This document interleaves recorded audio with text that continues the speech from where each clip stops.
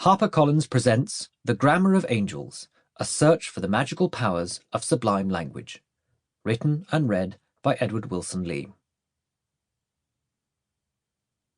Chapter 1. The 900. It had already been a summer of prodigies by the time Giovanni Pico della Mirandola arrived in Rome in the autumn of 1486.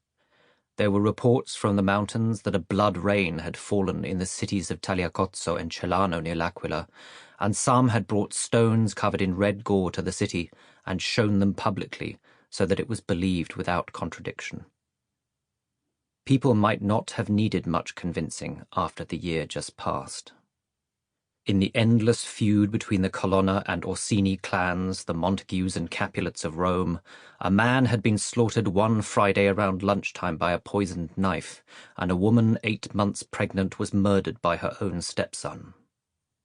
The Pope had issued proclamations against brigandage, enmities, homicides, and criminals, sending warning through Rome and its environs that all murderers and thieves should void the city under pain of heavy fines or even excommunication to them and those who harboured them in their retinues.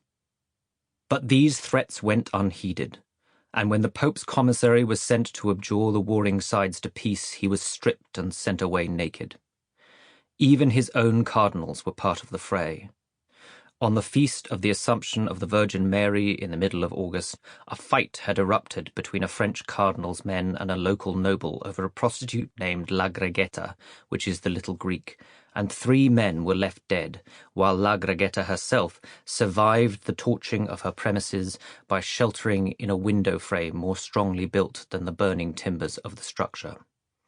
There were few in Rome who knew what great peace and felicity it is to the mind when a man has nothing that grudges his conscience, nor is appalled by the secret twitch of any privy crime.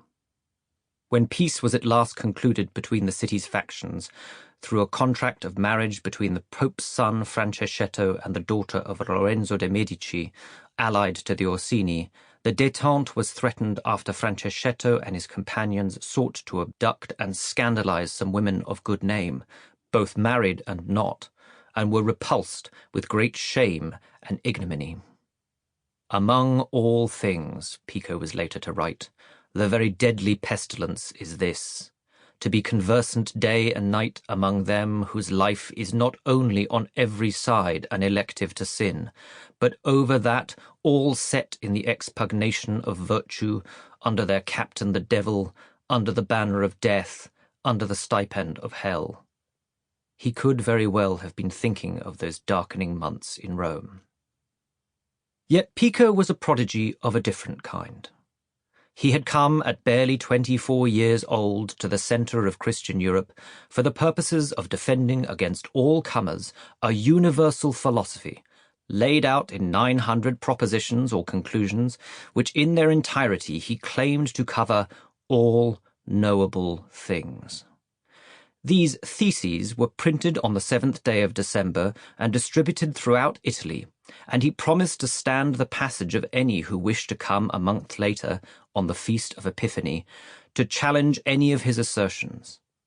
If this appeared an act of supreme arrogance, it was nevertheless in keeping with the aura that had begun to grow up around Pico even at this young date.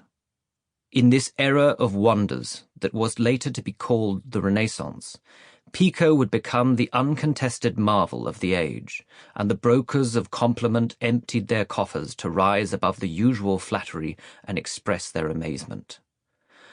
The greatest scholar of the day, perhaps of any day, would speak of Pico in terms that sound more like the announcement for a prize fighter than anything, and yet there is reason to believe he meant every word. He was the one and only, a demigod, endowed with every blessing of fortune, body, and spirit that can be had, a young man of near divine beauty and majestical bearing, of the most piercing intelligence, singular memory, and tireless concentration, a clarion of almighty eloquence, as famous for his judgment as his character, Pico della Mirandola.